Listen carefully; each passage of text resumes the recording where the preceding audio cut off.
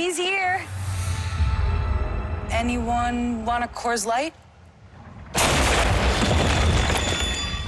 Oh, shoot, I forgot to play the song.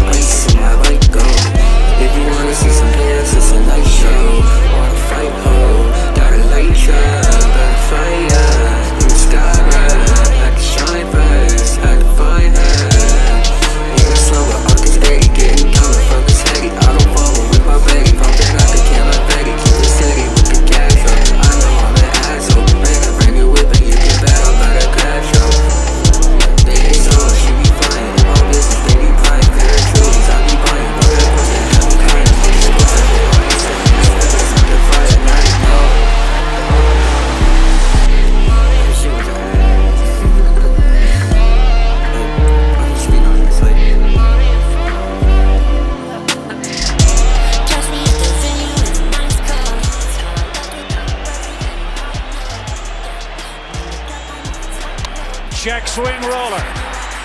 Tulowitzki. Colorado's the National League champion.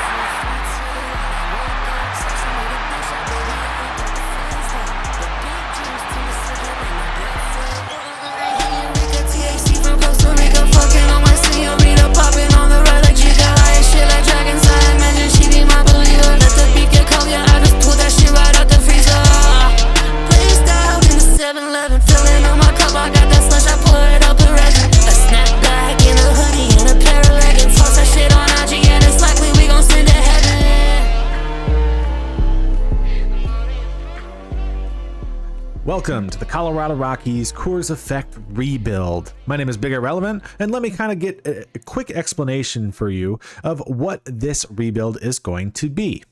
So, in the history of the Colorado Rockies, they have been playing in Denver, one of the highest elevated stadiums. And if you are a baseball fan, you know what this means in the sense of more power, more home runs, but it also means a weakened effect of pitching, not only from home runs, but because of the Magnus effect. This effect causes pitches to not drop as far as they should when you're talking about breaking balls, and fastballs dropping faster than they normally should. This makes balls easier to hit for batters and presents a problem in developing pitchers for, I guess, a franchise. A lot of times, in order to develop a great franchise, you need to develop a fantastic pitching staff. Well, Colorado has never really been granted this opportunity. And rather than take advantage of the game and attempt to build them a crazy pitching staff, we are going to kind of lean into the Coors effect. And we are going to build a team fully focused on creating the most power and contact and the most, I guess, effective batting lineup possible without investing in pitching whatsoever. So what are our rules going to be? What is this going to look like from a rebuild's perspective? Well, first off, let me show you something I did with our staff contracts, because I want you to see how we are going to simulate this Coors effect. Since stadiums are not impacted in MLBTheShow, we need to create a coaching staff which has awful pitching. So I went and found a terrible pitching coach in Alex Veras, who has a negative home runs per 9. And every single one of my coaches that I've hired, you can see I've already fired Bud Black in order to try to make this work, have poor pitching statistics and good hitting statistics. This should help us boost this idea of going for and leaning into the idea of like the batting of Coors Field and the Colorado Rockies. In addition, another rule that we are going to be able to follow and going to attempt to follow is we are not going to sign any free agent pitchers ever. Not in the sense of like ever, but during free agency, there is the large period where you can compete in bids for free agent pitchers. We do not have the ability to sign anybody. Realistically, Most agents would never let their pitcher sign with the Colorado Rockies unless they are a borderline starter and need to have innings to get an opportunity to actually succeed at the major league level. This means guys that are close to the end, pitchers who are not necessarily very successful, and guys who did not get a contract for the major leagues, maybe got a minor league deal, and want a spot in the 30 teams in the five positions in order to be able to pitch. So we will not sign any free agent pitchers in order to stimulate that until that last day to get guys that are not going to be signed. We can also sign most of our pitchers through the Rule 5 drafts, which is going to be one of our ways of doing this. We might do some trades for pitchers, but once again, our focus is basically to attempt to win a World Series having the 30th ranked pitching staff. The other thing we are going to do in order to do this is in scouting, we are going to restrict ourselves by not drafting pitchers in the first 3 rounds. In addition, I am not going to scout pitchers whatsoever, meaning that when we are going for pitchers in the draft, we are going to have to throw darts the dartboard, see what we can find, and hopefully get a good pitcher that could be valuable. In our system, we do have some pitching prospects already. Most specifically, the one that you would likely know of is the prospect Chase Dollander, who is a very interesting pitching prospect and should be very, very good. He will obviously be part of our team, but when we get to the re-signing period, if we get to the re-signing period, hopefully we win before then, we will not be able to bring him back. That is going to be another, I guess, aspect of this, is that re-signing pitchers who perform well is not going to be possible. We can only re-sign them if they are performing poorly, or if it's like German Marquez and we want to keep him around. Historically, if you are not aware, for the Rockies, they have only had 2 top 5 Cy Young ranked pitchers. That is Ubaldo Jimenez and Kyle Freeland. We currently, I believe, still have Kyle Freeland, though he is 30 and not as good as he was in the 2018 season when he was in that race for the Cy Young. Now, he wasn't ever going to win it, but 2.85 ERA. This is one of the greatest pitching seasons in the history of the Colorado Rockies and in the history of Coors. Because of this is a guy who you can see we could technically sign free agents, but you would need to overpay them a lot in order to do so. A 69 overall pitcher being paid $12 million, $13 million, $15 million. That's a lot of money. So once again, we're going to lean into this and we're not going to sign a lot of pitchers, and we are just going to build our roster around this. This team is very, very bad.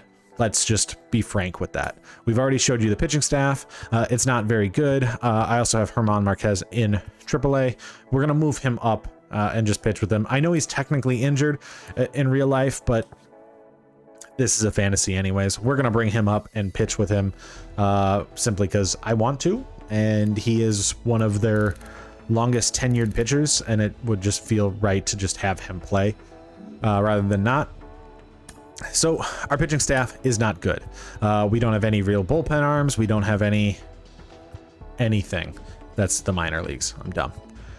This is the regular. So I did sign Rydell Martinez, but otherwise he did fit the restrictions. He was a free agent just sitting around. When it comes to the lineup is where things get a little bit more interesting. We actually do have some really good players here. We have Brenton Doyle, who could end up being very valuable. He is a rookie this year, or at least I believe he has rookie eligibility. So he's an interesting bat that could have some value, kind of more of an all-around player. But look at the defensive rating in center. I hope that we can just keep him around for his 6 years and win within those 6 years, because defensively, our coaches are also not good there either. So we are hoping that a guy like Brenton Doyle will carry that. We also have Brendan Rodgers, who has definitely not the peak that he was the last several years in Mlbtheshow. He's down to like a B potential rating, 70 overall in this roster that I'm using, and is not very good. Chris Bryant is a disaster of a contract that we are going to have to sit with for the entirety of this rebuild. I don't believe we're going to be able to get rid of it, and realistically the Rockies are never going to be able to get rid of this contract either. So Kris Bryant is stuck here for the next 5 seasons until 2028, and we're just going to have to deal with that with Kris Bryant. We also have some interesting bats here with Ryan McMahon, one of kind of my favorite bats with this team. I think that he can hit for some good power, and you're going to hear me talk about power a lot. You know, I really like home run hitters. I am going to focus on getting guys that hit a lot of home runs, especially because we're playing at Coors. It feels like it fits. And so McMahon is going to be a big piece where I'm going to hope that we can get him to hit a lot of home runs. Nolan Jones is a third baseman, right fielder, first baseman. He is going to be very important to have here. He is our kind of all-around outfielder as well. That is going to be very useful for the future. This is somebody that they traded for with the Guardians in order to be able to get him. We still have some younger guys like Ezekiel Tovar, who is one of their best players, led the team in WAR last year. And then we have younger players here like Montero,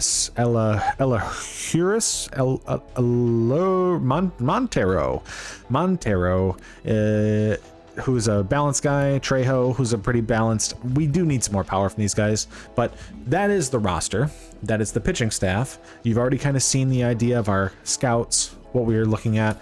We had some top prospects that we took a quick look at. I believe in our top 100, or in the top 100, we have one in Amador. We have 2 right here in Yanquiel Fernandez. 3 here in Chase Dollander at 69. And then Sterling Thompson and Jordan Beck here at 97 and 98. So we have 5 top prospects. We're going to have a very high draft pick. And we're going to draft 4 position players for power, for contact, and try to build pretty much the most powerful lineup that you could. They have a good history of this. Dante Bichette, Larry Walker, Arenado, Story, Tulowitzki, Holiday, Helton, Castilla, Cargo. And so we are definitely going to be able to get guys that have bats and are going to perform well. Question is, can they overcome the significant gap that our pitching staff is going to bring to us, especially in a dominant division like the NL West? We will see. I will see you at the draft, in which I am hoping we find ourselves a generational prospect that nobody else wants to have. You know, just let us have it. It's time to start the 2024 draft. We have done our job scouting all position players, as we have given ourselves the limitation to do. And we are actually in a good position having pick 3. So in this draft, there were 3 guys that I scouted right at the beginning, that I went straight to looking at the position. They were literally ranked like top 4 guys. And that is Frank Veras, Eric Hinkle, and Dorian Tachiki. All of them quite interesting. Frank Veras is a second baseman that is a contact specialist and speed. Just like all around, this guy is going to be phenomenal, almost like a lock of a good player. We have Eric Hinkle, who is more the power, which we are also looking for, and I like him a lot. He's more of an all-around player, first baseman. And then Dorian Tachiki, who is also an all-around player, but a little bit faster in the outfield. So those are those 3 guys are going to be our pick. The question is, which one are we going to get? So starting off our draft, we get Boris Michie. All right, that's a starting pitcher, so we don't need it.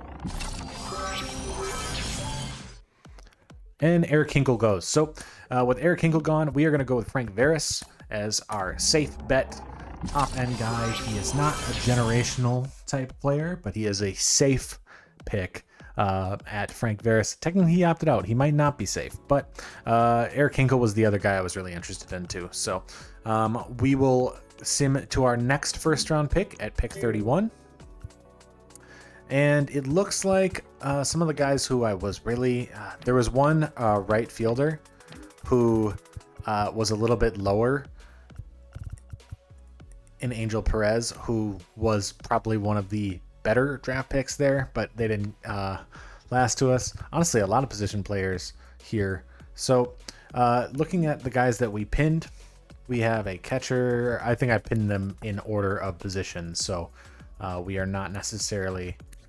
It doesn't really look like there's a lot of good players left here. We kind of missed out. So scouting, we're going to go team rank first off. I don't see any players here besides Jensen Full of Love is gonna be the pick, I guess. We're drafting Jensen Full of Love. I'm calling him Full of Love. That's his name. All right. Next pick, I see a bunch of pitchers. Once again, not interested. If this center fielder is still available, that means that it's very unlikely that he's good. Roman Villa could be interesting. I kind of want to wait one more pick before I would take him. That's a nice bat in Daryl Giles, who could be interesting. At second base, none of those guys. Shortstop, we didn't scout any of those guys. Left field, we scouted neither of them. I think we're going to go with that first baseman, Daryl Giles. He had a secondary position of catcher. He looked very interesting because of that. So we're going to draft Daryl Giles. And now, looking at guys that we scouted, we're going to take all. Roman Villa is the top guy, technically. But I also like this Alfonso Escobar. And Villa doesn't have good stats. We're drafting Escobar. And Villa's still there. So we'll take both of them. All right. David Lynn has interesting defensive stats. I'm going to take him.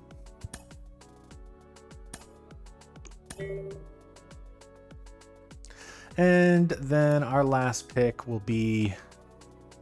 He's not going to be good. Will be him. Highest potential. Might be a trade piece. Could end up being like considered the highest ranked guy.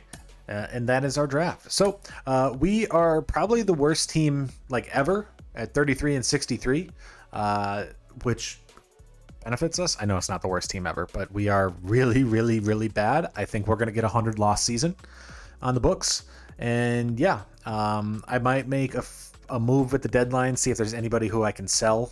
And then I will also show you who we drafted. Sam Huff is a backup catcher on the Rangers who is available on the trade block. He has played one game for the Rangers, has one at-bat for the Rangers.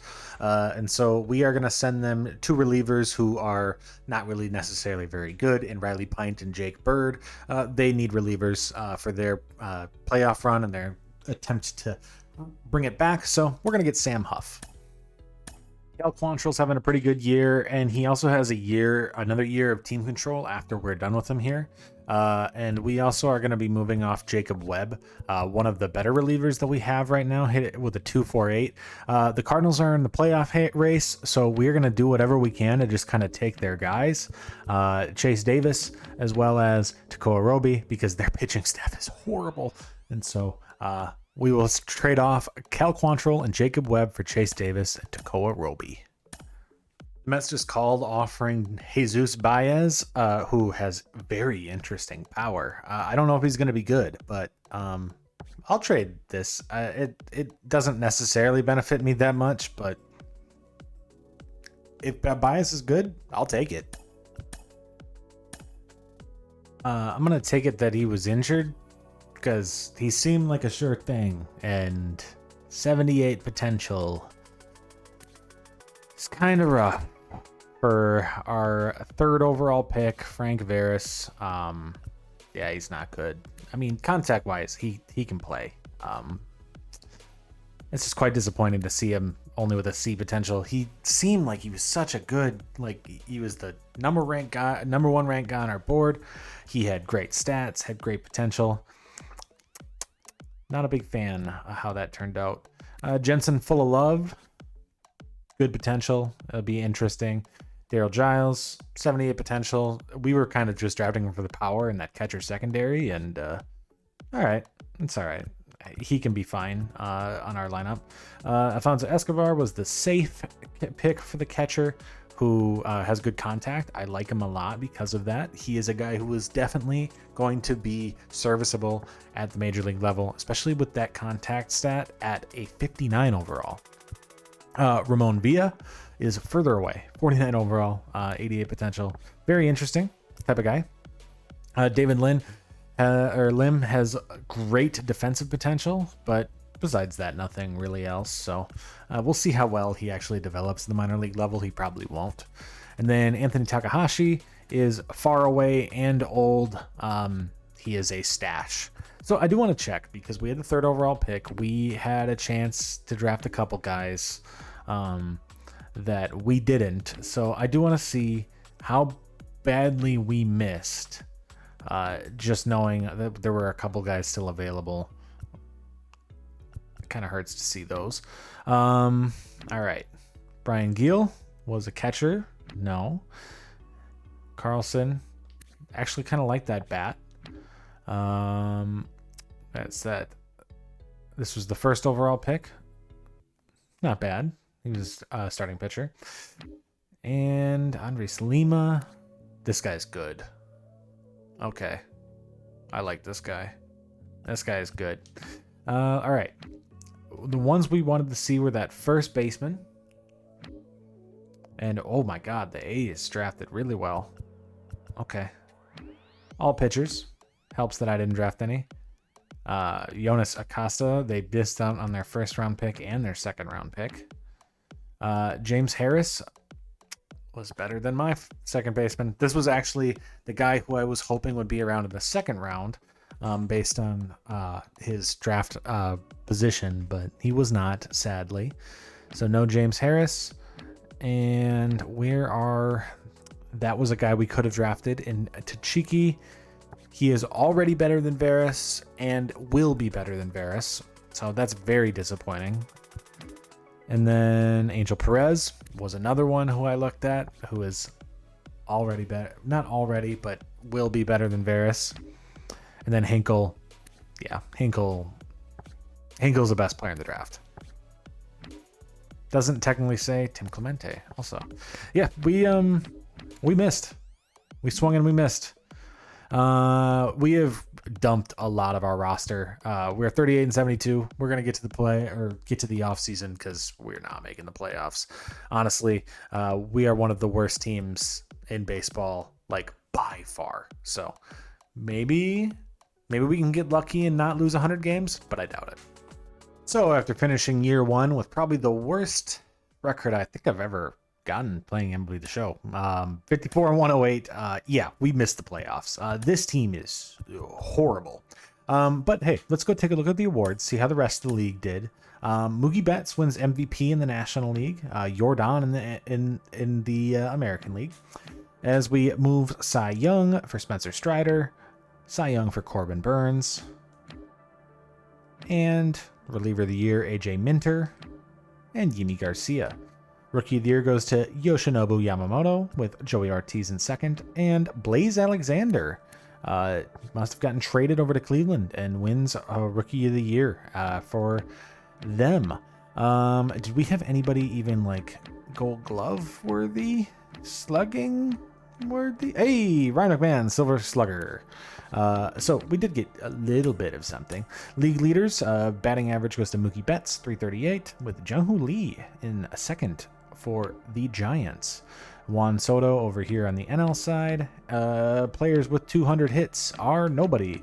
And home runs, 60 for Yordan Alvarez, explains his MVP as he hits 298, 60 home runs. Just great season, over 1,000 OPS for Yordan. And on the NL side, JD Martinez. A little bit of a nice comeback year for him. Going other ones that I generally check, let's look at our saves. Felix Bautista with 53 and 54 for AJ Minter. And ERA leaders were Logan Allen and Spencer Strider. So, yes, we have one of the worst lineups ever. Feltner, 523, Black, whatever, 543, Dakota Hudson, 626, Justin Lawrence, 526. They just called him up. Mears, Rydell, pretty bad, 35 saves, but all right, whatever. Jalen Beeks, could have traded him at the deadline. I did kind of get a ridiculous trade offer for Jalen Beeks. The Yankees offered me Austin Wells straight up for Jalen Beeks. I declined it because I felt like that was kind of disgusting, especially because it's a 30-year-old closer who's not that good. We're just going to keep him around, maybe trade him for something else, especially because we did make that other deal to get in Sam Huff. Starters, Herman Marquez, not very good, 5.16. Austin Gomber, not that bad, 4.2 ERA for him. Not that bad of a season for going 6-17. Kyle Freeland, 5.58 ERA. He is a long way away from his 2018 season. And Antonio Senzatella came up after we made all of those moves. So pitching rotation is awful, as expected. Lineup-wise, let's go down AAA first and take a look at some of these guys. I don't think... here's Ella whatever. Montero, he was not good. 199. We took him out of the lineup partially through the year because he was so bad. Franmil, 200, not good. He will not be coming back as well. I think Sam Hilliard did not play. Julio Carreras did play 55 games, 255 average for him. If I go up to the MLB, Elias Diaz, not good for him. He had a pretty poor season. Hit 241, 323 on base. I mean, I guess not that bad. He did get on base, so could have been better. Alan Trejo, 225, 293 on base. Not a very good season for him on the bench. Sean Bouchard also got a offer for him for, I think it was a top picture prospect. I can't remember who it was now off the top of my head for Bouchard because he had a really good year. 272, 363 on base. We will probably trade him. Looking at the actual lineup, Jordan Beck, 210, not good. Ezekiel Tovar, 267, 330 on base, 21 home runs. That's okay. Definitely want something better for a guy that we're paying $12 million a year. Ryan McMahon, great season, 306 average, 28 home runs, his best OPS season of his career. He was fantastic for us this past season. Nolan Jones, 22 home runs, but his slugging numbers, his averages were all down from where he was last year. So not what you'd like to see, which is funny because statistically, I guess he did play more games, so never mind. I'm dumb sometimes. Sam Huff came in, played 28 games for us. 28 games, 28 hits, 300 average. He will be the catcher next year, unless I find somebody in free agency who I like. Brenton Doyle was injured for half the season. Was playing pretty well when he was healthy in the beginning of the season, but missed the second half of the season. Chris Bryant actually did not have a negative season for us. 13 home runs. Obviously, you want to see better. But 267, 322 on base. That's not bad for a guy who you would generally consider to just be kind of a garbage player. And Brendan Rodgers, not bad. Obviously, you want to see more, but he 251, 304, 656. I mean, that OPS is awful. But still a positive WAR player for you. So, I mean, yeah, we're bad. We are going to sim the playoffs and just see who makes it. Okay, well, our AAA team's good. The Astros defeat the Dodgers in the 2024 World Series in 7 games. Let's take a look at the awards.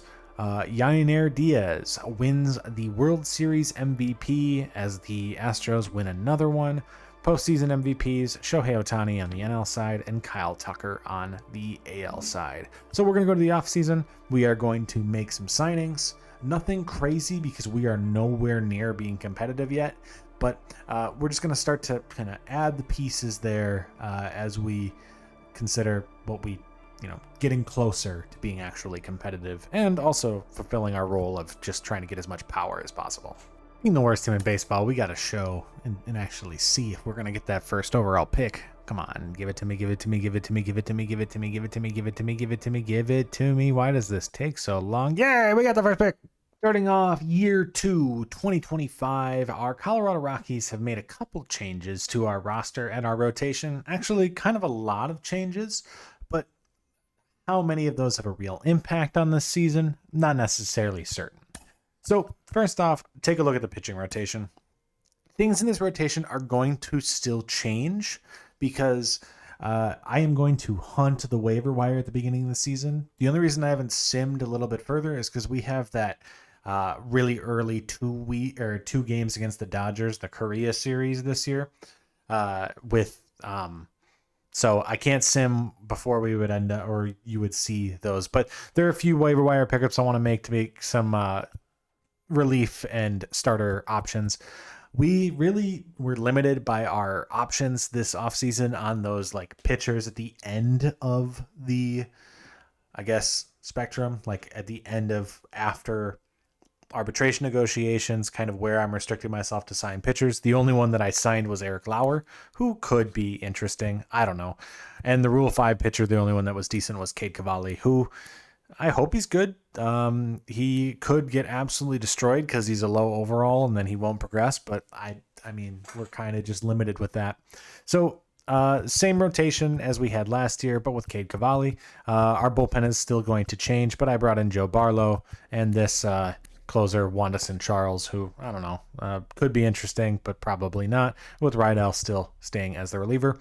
Beeks would probably be a guy who I'm going to trade at some point this season because we're still not going to be good. This guy was amazing. I think he pitched like 26 innings in spring training and gave up 1 run, so we're going to let him play. Now, lineup-wise, we actually did make some changes. I said I wasn't going to spend big, but then I did. And one of the reasons for that is because why not when you have this type of bats that were available? So on the bench, we added Travis d'Arnaud as a power kind of platoon against lefties catcher. I know he's not necessarily a power guy, but he'll be our lefty platoon catcher just for this season until maybe another good catcher comes available or one of our younger guys are available to come up. Otherwise, those bench guys are all the same. The main additions that we made this offseason are Pete Alonso. We signed him to a descending deal with a front-loaded contract here. 5 years, $65 million, I want to say I spent on him. And yeah, he's got power. He is going to absolutely crush it here in Coors. I can expect 50 home runs from Pete Alonso this season. Is he necessarily the greatest player? No, but he's got power, and that's what is going to add value to this heart of this lineup.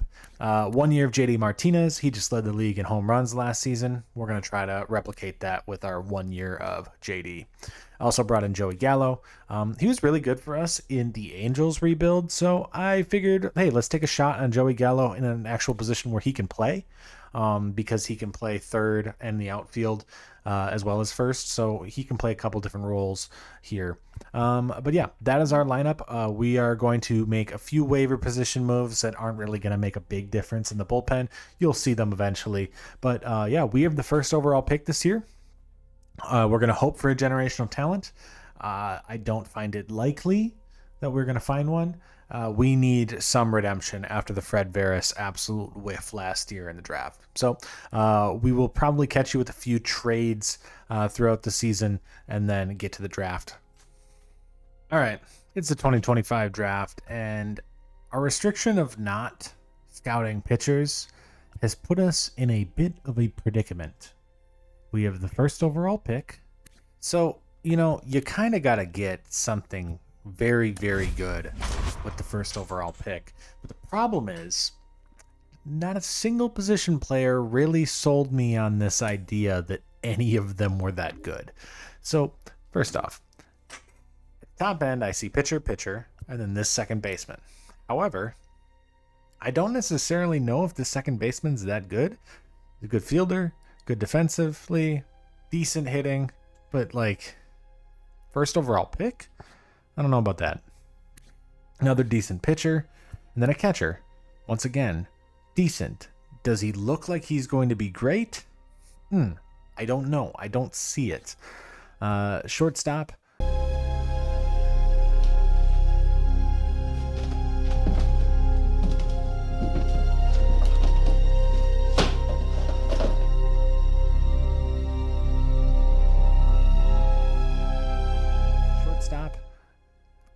A defensive shortstop. I think that's kind of my issue. Is a lot of the guys look like they're great defensive players, and I need a bat. And so I think we're going to take a risk. We are going to draft a guy that we did not scout, that we know nothing about.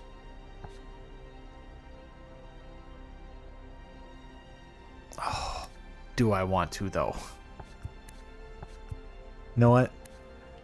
For fear of making the wrong pick, and really, which one though?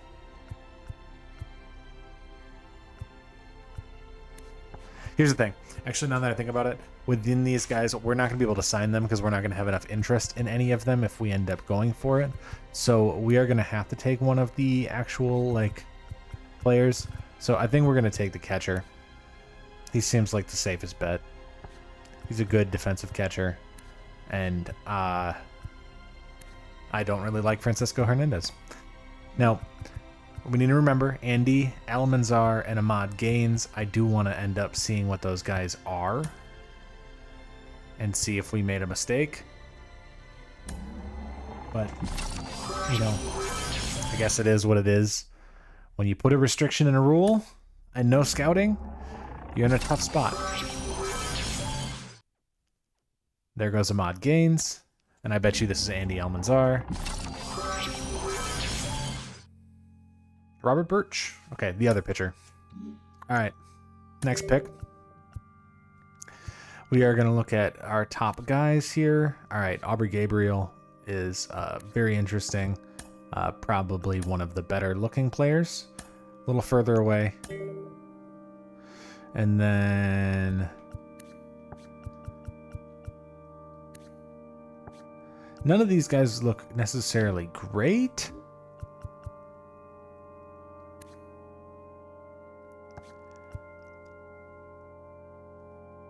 We have two picks. Kind of not necessarily back to back, but kind of close to each other. So I think what we're going to do is we are going to go. He's 44 to. He's so far away.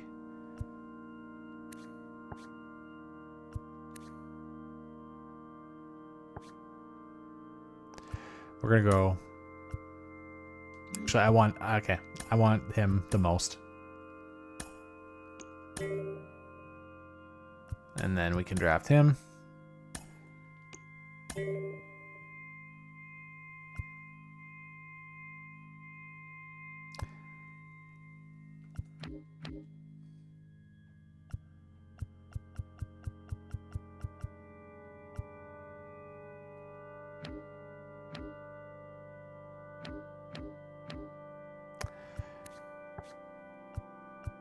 We're just going to be a catcher farm, I guess. Brian Gelman.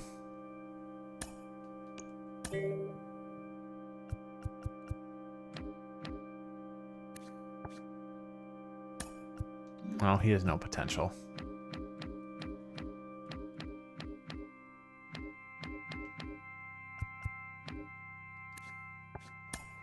Stanley Henderson.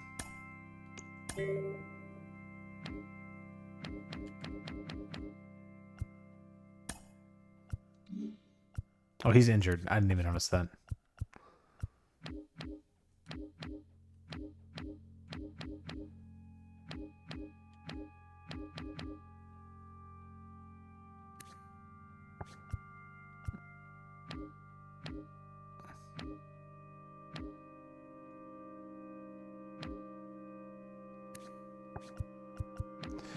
And I guess we'll just make a complete swing of the dark at one of these relievers just because I wouldn't even know what to draft. All right. Bad draft, and we are even worse than we were last season. This is not going well. Like, at all. And I mean that from a sense of not just the pitching being bad, but our hitting is awful. Like, the 3 signings I brought in are terrible. They're awful. I'm lost. I've never seen Pete Alonso be this bad. Or JD Martinez be this bad. Or Joey Gallo be this bad. Honestly, Joey Gallo's better than he was last season, technically. So, yeah. Long time Rocky Herman Marquez is actually having a good year this year with a 3.91 ERA. I'm just going to have to try to capitalize on that. We're going to throw him plus the prospect Michael Toglia for Jack Leiter to try to get ourselves a little bit younger pitching that we can actually maybe rely on in the future.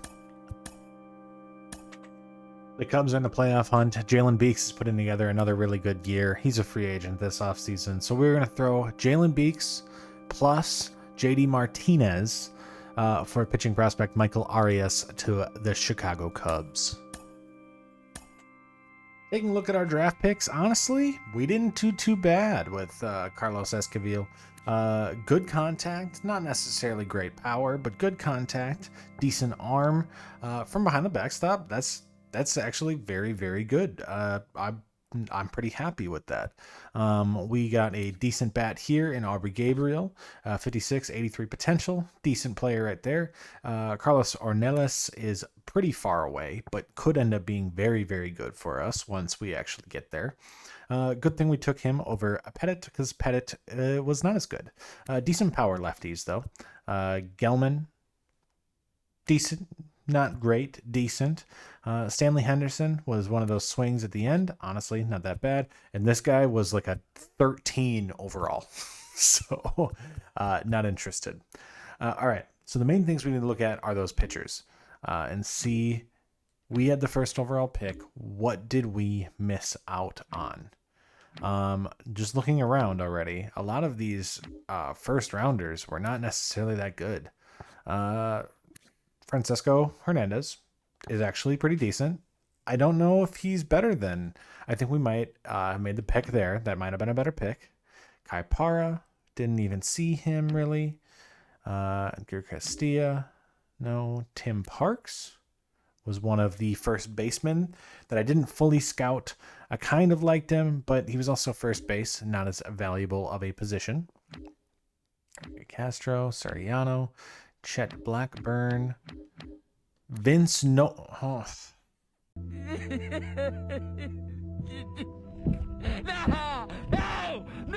No!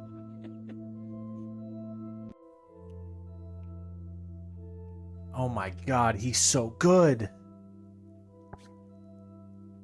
There was a generational talent in this draft. I had the first overall pick and I didn't take him.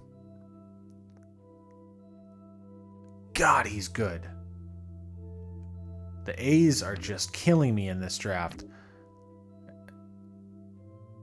I don't know why I didn't see that when I was scouting him.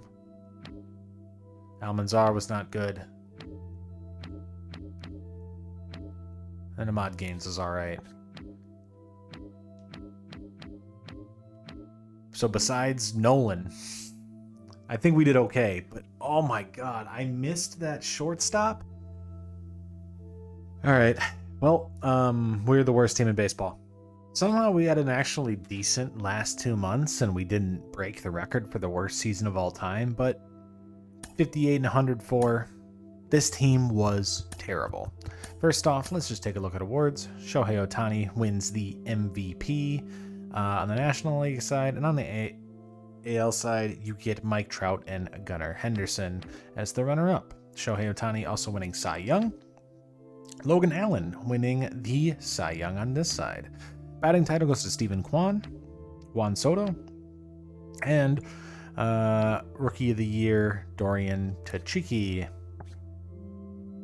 I'm just going to be haunted by my bad draft picks this year, I think. Just take a look. Did get a Gold Glove at first base from Pete Alonso.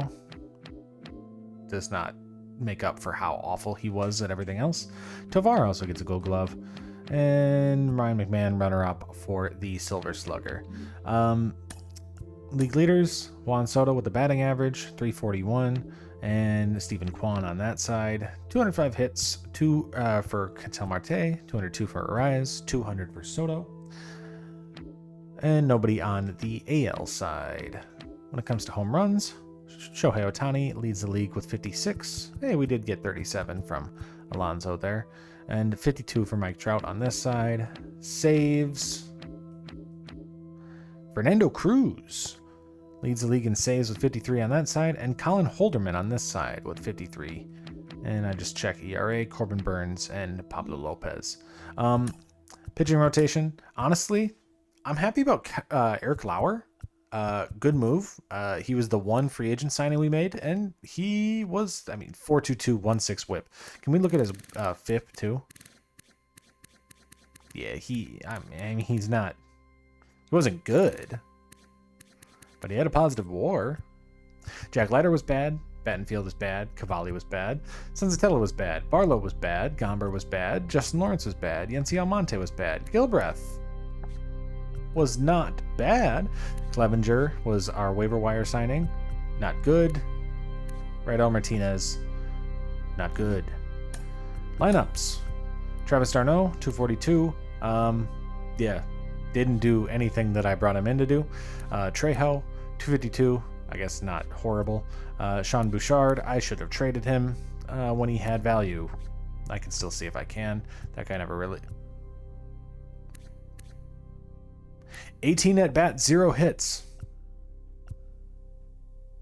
Okay. Didn't play, and didn't play any AAA guys I need to think about. Hey, Joey Gallo. Bent down, hit 200, which is honestly better than he's done for the last several seasons. You know what? I was trash talking Joey Gallo a little bit, thinking that he was bad, but, relative to how he normally plays... Oh, he's still at negative WAR. Okay, so he was bad. I was trying to look for a silver lining there. Julio Carreras, a good September.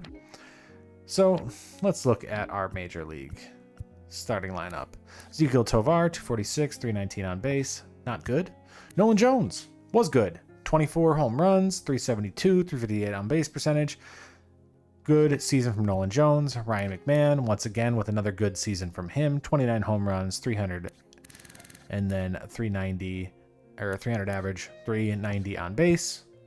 Jordan Beck was not necessarily that bad, 237. He's not good. Pete Alonso was horrible. Horrible. He brought nothing to the table. So, that's great. Brenton Doyle, a potential now. Okay. Fantastic for him. 20 home runs. So, power speed threat now, I guess, from Brenton Doyle. Drew Romo came up because our catching situation was so bad. Also, our Sam Huff tore his ACL out for the season. His potential went up too. Okay.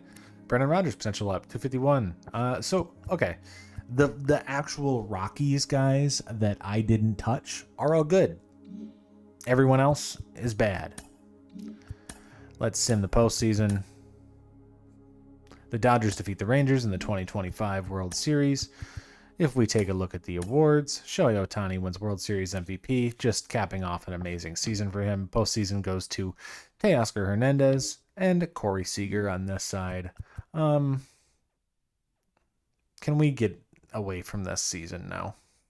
I might ask for the first overall pick again this time, but I'd probably just throw it away. So can you not give me the first overall pick, actually? Give me, pick... Okay, not 5. Starting 2026, we're basically going to be dealing with this every time, where I'm going to try to make some waiver pickups. So you're not going to see necessarily the rotation that I'm going to go with. right away. I'm going to show the lineup before we do this, and then I'll show the rotation because I'm going to do the waiver pickups after we play those 2 games because they're there. This year I pretty much brought it back, but I went and got Schwarber this time, just hoping that he could be better than JD was last year. But knowing our luck and how bad that was last year and how bad Alonso was last year, I'm very concerned.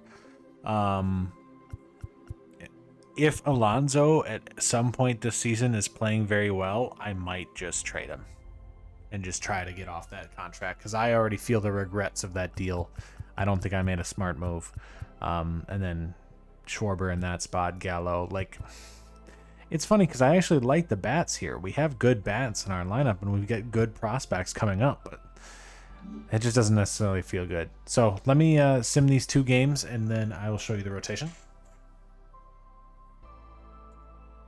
Pitching rotation is going to look a little bit like this. We got Jose Urquidy. He was not signed. I did overpay him anyways in order to try to kind of make up for that, but he was one of those guys who was still available. So we went out and got Jose Urquidy in free agency, and Mike Soroka was another one of those who was who was available. And so I signed him to a deal. You can see I went really, really long term with these guys simply because I don't want to deal with the possibility of losing a pitcher. Knowing that our pitching staff is going to be so bad. We have Eric Lauer coming back after a really good season from him. If we're not doing well and he is pitching as good as he did last year, he might be somebody who is going to be available at the deadline. Domingo Germán was a player that was just available on waivers that I just picked up in there. And then Senzatella is the last man in the rotation. With Cade Cavalli still here being our long reliever. You can see I brought in our friend Reggie, just because I always like to bring in my friend Reggie to be our long reliever. And then Karinchak was also available on waivers, so I got James Karinchak, which we will have for 3 seasons. Joe Barlow is back. I got Beeks back on a 3-year deal. Clevenger is back, and Rydell Martinez is back.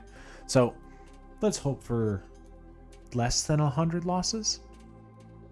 Another signing that was just available, Alexis Diaz, former closer of the Cincinnati Reds, became available. So whatever.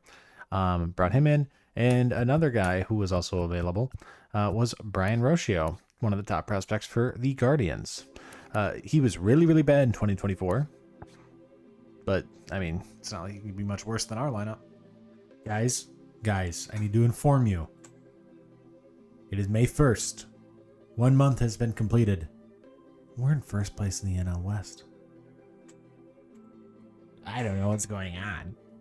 For the 2026 MLB draft, we have pick 5. We had some bad luck, and we're kind of hoping for a little bit of redemption for ourselves this time. There's a couple guys that I thought were interesting. A couple position players. There was also loaded with pitchers at the top again this year, but I think that's okay. I'm honestly starting to think we're going to be fine on pitching, considering what type of guys that we've gotten. Yes, we're not going to get like a generational pitcher. I think the thing we missed was we missed that shortstop when we needed to get him. But pitcher as the top picks. And then a center fielder goes that I did not scout. So in this, I have this guy right here who was the top, but he's injured, not taking that pick. There's also Rafael Bruno, who is the top guy on my list, but I don't like his stats. This guy is also very good, Miguel Marquez, but he is not ranked, meaning there's a chance that he will still be available when we pick next. And so I'm going to take the guy who I think has the chance to be the best in Francisco Franco. And then maybe Marquez will be available when we pick again. Hopefully. He is. All right, perfect. And then we will draft Miguel Marquez with our second pick. All right. So first off, team rank. I don't know if I should take a risk that early on a pitcher, especially because there's no way that guy's actually as good as it says that he is. So we will wait a little bit longer. We will wait till round 3. And if that guy's still there, we're going to take him.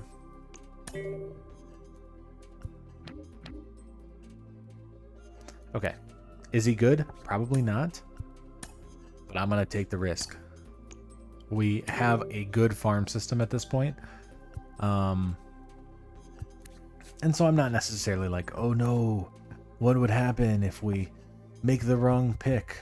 It doesn't matter. It doesn't matter at all, to be honest. A lot of these players aren't going to play for us. We're not really going to trade them. You've kind of seen how I do a lot of these drafts, that right now I'm just kind of trying to swing and see if there's anybody of interest. So top guy is this reliever.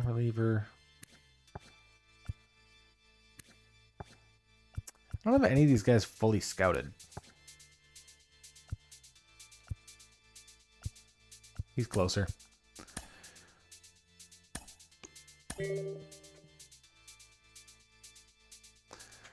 And then opted out.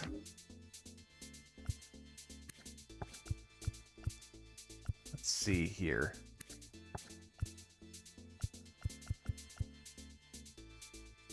I guess we could take Willis Allen. Or we just take another risk on another pitcher. Why not?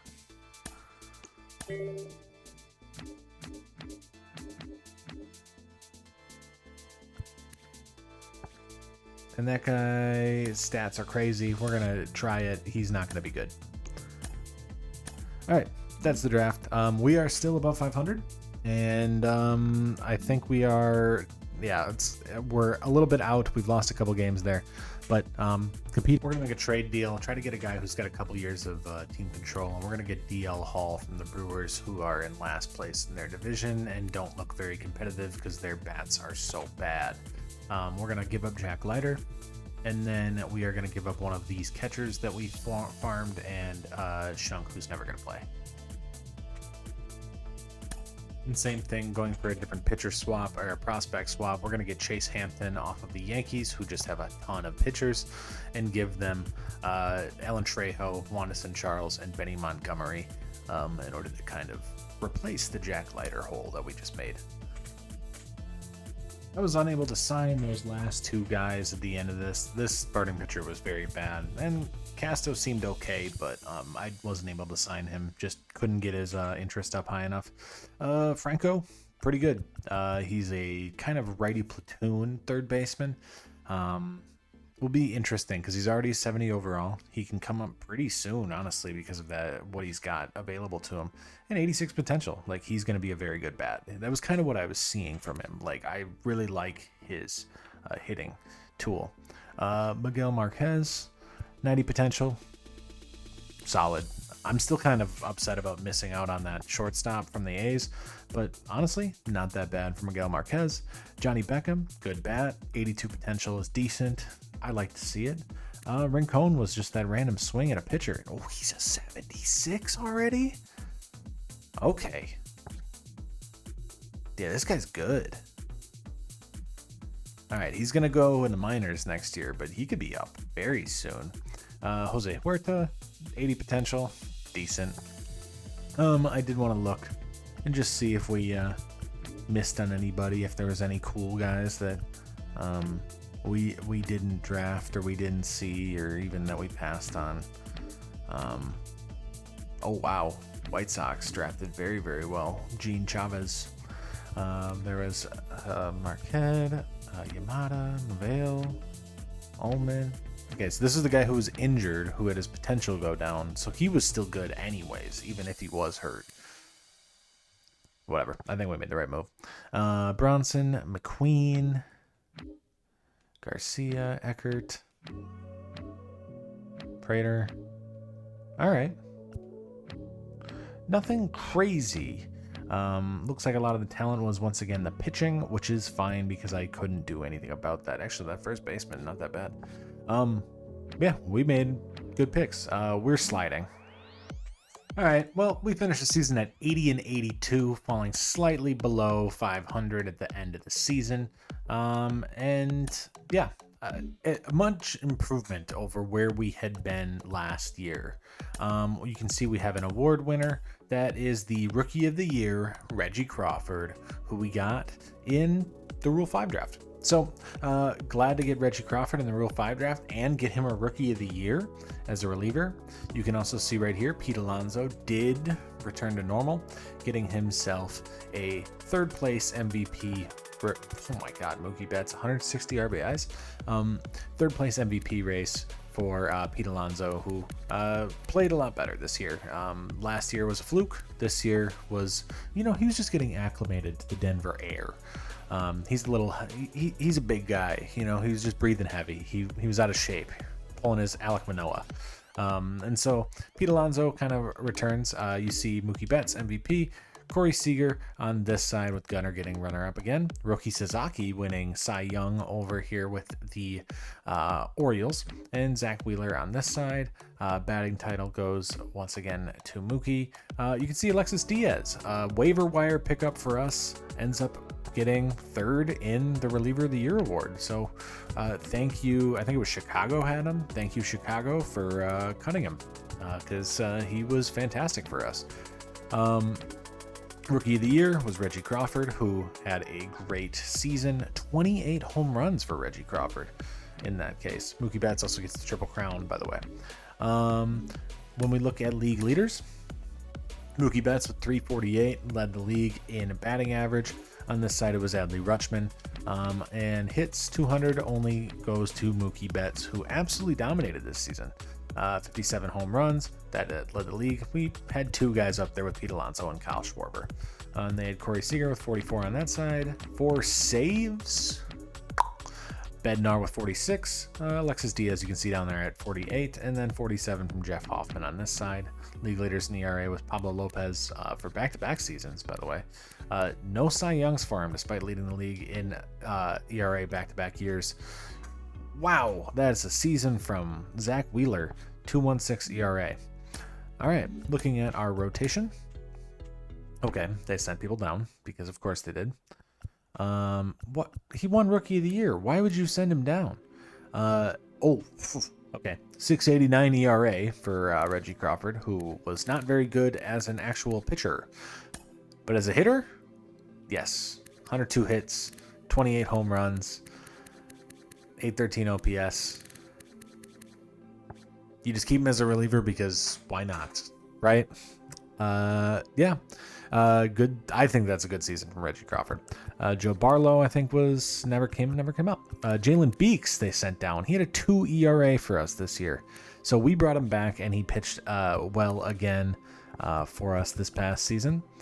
Soroka got sent down. 4.93 was not good. But hey, looks like his overall went up, so he's getting better. Cade Cavalli was horrible. I think I sent him down. He was so bad. So at the actual MLB level, Chase Hampton I did bring up in Cade Cavalli's stead, and yeah, 3.09 ERA. I think he's ready. He's going to pitch next season. Domingo Herman was not good. He will be gone. Dollander is not there. Karinchak was horrible. So interesting that waiver wire pickup was so bad and the Diaz one was fine. Clevenger, 3.68, decent. Gilbreth got brought up.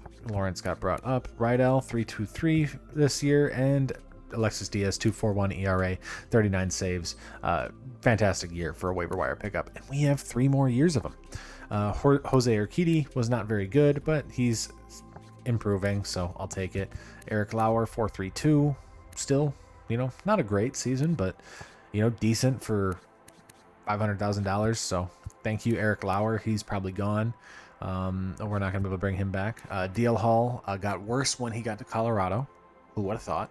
But I don't mind it. We've got a couple years of DL Hall control, and he's a good pitcher. I guess he's our ace right now, technically. And Senzatella, 3.33 ERA, just much improvement. What's that whip? 1.36 isn't great. His FIP 4.6. So he did get a little lucky this year in order to get in that position. Lineups, we're going to AAA right away. Gallo got sent down. he honestly wasn't that bad for Gallo standards, but I was just, I don't know necessarily if there's any value of having Gallo when you have other guys that can do the same thing.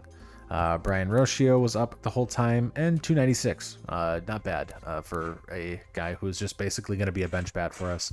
Drew Romo was awful as our catcher at the top end, and then I brought up Julio. He played one game at the top end. And so our actual Major League roster, Jordan Beck, only 13 games, 46 at-bats, 10 hits, 217 average in that, so not a big sample size. Bouchard, also 310. I think I might have to trade him. He's good, but he just doesn't really play for us.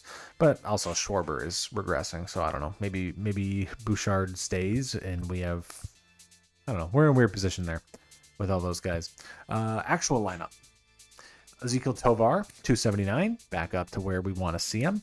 14 home runs, 162 hits. Good leadoff hitter to have. He's a good leadoff hitter. He's a good defensive player too, with 4.8 WAR this past year. Very good. Ryan McMahon, getting a little worse. He's 31. He starts to regress pretty fast in this game. Which is kind of annoying, especially because like he's a great power hitter to have. I'm hoping that maybe this is just a fluke. He'll turn it around and be better next year. But seeing that power against righties going down like that is not very. I mean, he's still better than he is in real life, so I can't complain. But I am complaining. Okay, Pete Alonso, third MVP. He's back to Polar Bear Pete. So I guess I'm okay. I was considering getting rid of him. He's fine. Kyle Schwarber, 41 home runs for him this past year. 344 on base. Schwarber doing Schwarber things, hitting 41 home runs. That's his goal every season. We will have one more year of him, and then I'm gonna probably decline that team option once he gets there. Nolan Jones, 264. He still is not as good as he was in his first season actually in Colorado, but I still like what he has and can bring to the table. So Nolan Jones is still very interesting. Brendan Rodgers continues to improve, 252. Basically, same season 3 years in a row, which, you know what? It's serviceable. I like it. I want him to get on base a little bit more. But no, it's serviceable for one of the best defensive, for a Gold Glove second baseman. I'll take it. Brendan Doyle got worse this year. He and I called him a power speed threat, and then he lost the power and kept the speed though. So not really. He's down to 94 speed. And then Sam Huff was our catcher, who pretty much was the only good catcher, but also 299 on base. We have a lot of catchers in our system that are coming. So Sam Huff will be here for 2 more years, and then we will find a spot for him. So we're going to sim the rest of this playoffs now that we are kind of actually competitive. It's interesting. The Twins have beat the Dodgers. The Twins winning the World Series. Let's go take a look. Byron Buxton gets the World Series MVP. And then I will look at Ty France. All right, Ty France. Good season there then, I guess, for Ty France. And then Mookie Betts on this side, trying to round out his year. He could not get the Shohei Ohtani thing of last year and round out the Cy Young MVP, World Series MVP, like Mookie Betts with the Triple Crown MVP. But you know what? Mookie Betts is Mookie Betts. He's crazy. He's probably the best baseball player in the world. And besides, I don't know, it's either him or Shohei, to be honest. So, you know what? We will move into this offseason. I'm starting to like our direction now that our guys actually performed. And yeah, I don't necessarily know if we're going to make any moves unless there's something really obvious to me to do. And then we will move into next season. I need to both clear up some roster space as well as just kind of take advantage and get something out of Sean Bouchard before we lose him. He just doesn't really fit with our team, and he's a pretty good player. So we're going to trade him to the Blue Jays, who don't have any good left fielders, as well as Karen Chak for Nate Pearson and a closing pitcher prospect. All right, we're going to come with a brand new energy for 2027 after actually having a good year in 2026. And so we, as you can see, those 2 games have already been played. Thankfully, we're not in the Korea series this year. We have the second power rated team this year.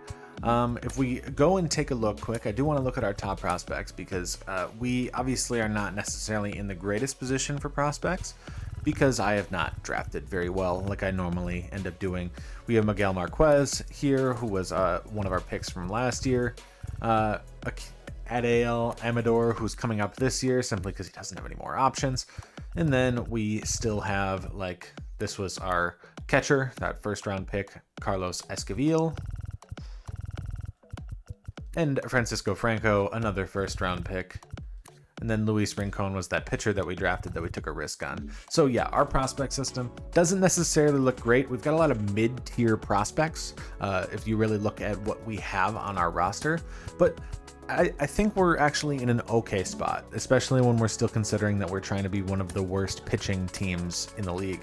Now, I'm not necessarily a big fan of what we've got going on, but basically this year we brought in Nasty Nick, who was off waivers, so I signed him off waivers to bring him in. And then I also just made that trade for Nate Pearson, who is a bullpen arm who is going to be valuable in our system. Otherwise, Chase Hampton's going to start this year as our other starter. Dolander and Tekoa Roby are basically around the corner, as well as Rincon, who I believe he's in single A, but I'm going to move him up to like AAA pretty quick based on just his overall, and hopefully he can be good because I would actually like to be able to have him come up very soon. Lineup wise, we have picked up Spencer Torkelson off of waivers, so that could be an interesting reclamation project for us, especially if we are still going to see the regression of Kyle Schwarber and if McMahon continues to regress, even though he's still phenomenal. So Torkelson was our big kind of our only signing. He was a waiver wire pickup. And then Romo's back, Gallo's back, Rocio will probably have a bigger part of this team this year. And then Adael Amador is our rookie who will be coming up and playing this season as well. Otherwise, the rest of the starting lineup is the same. I do need to make one change quick. We got to put Reggie in on both sides because he was dominant last year and won the Rookie of the Year. So we're going to hope that we can get that from him again if he continues to perform as well as he has for us. And yeah, this season, maybe we can shoot for a wild card. I am considering cashing in on a few things, as well as maybe getting off of Ezekiel Tovar's contract soon if it doesn't look very good for him. And McMahon is in the last year of his deal. If things aren't going well, I might move McMahon, despite the fact that I really would love to keep him around. We might have to move him. So, and Schwarber is regressing as well.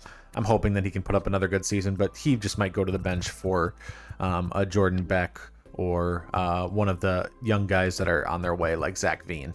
Or, yeah. So, I'm going to adjust the roster, all that stuff, and we're going to get to the draft once again and hope that we can, not miss. We don't have a top pick this year, so let's make our run for a wild card.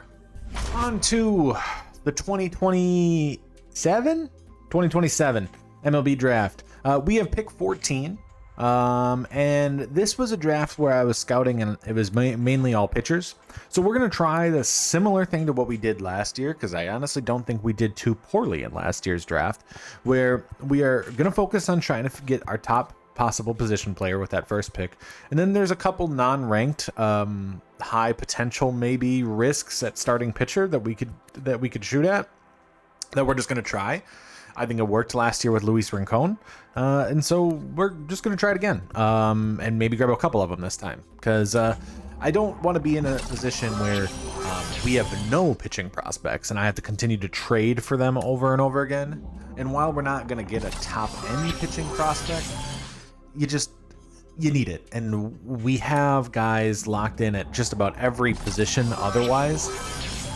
Like, we have a first baseman, we have a second baseman, we have all of our position players pretty much locked in.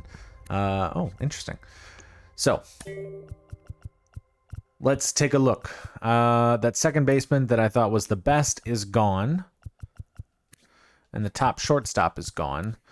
But this third baseman is still here. And this second baseman is still here. Now, I guess the question is, which one do I think would be better? He's 19. He's 18. And you know what? We have a lot of power guys. I think we need some contact. But they both do. We're going to go for the older guy. We're going to go Jeff Landis. Now, we are going to sim to our next pick. And look, we got all these pitchers available. I think the best looking one is this Felipe Gonzalez.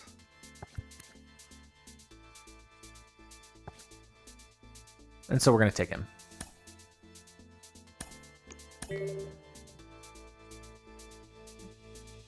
And then, honestly, this cool guy is still here. But there's another pitcher right here. He's a reliever, though. We might wait on him. Let's just get both of these guys. And then we're going to take Koo.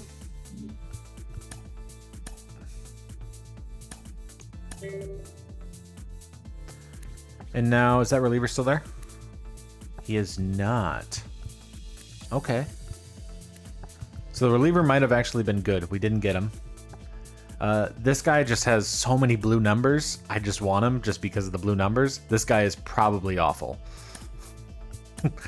This is where I'm just drafting based on color. Then this is a defensive guy that I thought looked okay. You know what? We're just going to swing at all three of those starting pitchers. And take Landrum as well. And then I have two guys that are still in my top. That is that relief pitcher and the non-relief pitcher. But we're looking at a lot of guys here where I'm going to have to convince them to come. And so we are going to go look and see, are there any other interesting players that are position players that I've scouted that I don't have to do as much work on negotiating with? No.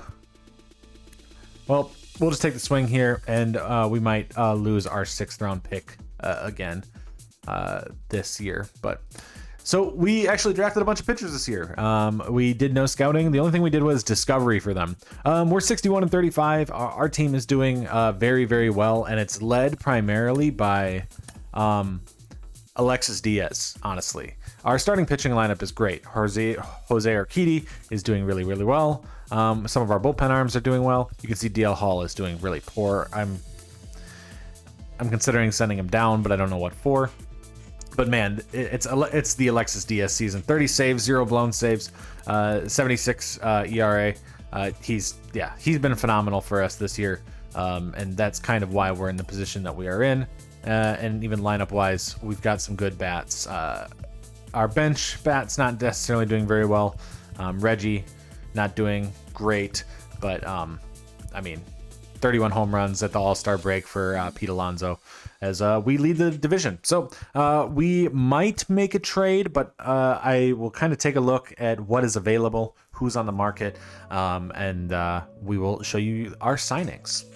He's on the trading block. We're going to bring in, I guess, royalty of the Rockies, considering his father. We're going to bring in Jackson Holliday for our number 2 prospect in our system, our number 4 prospect in our system, and then another top recruit. Basically, 3 top prospects for Jackson Holliday, as I think the Orioles are selling.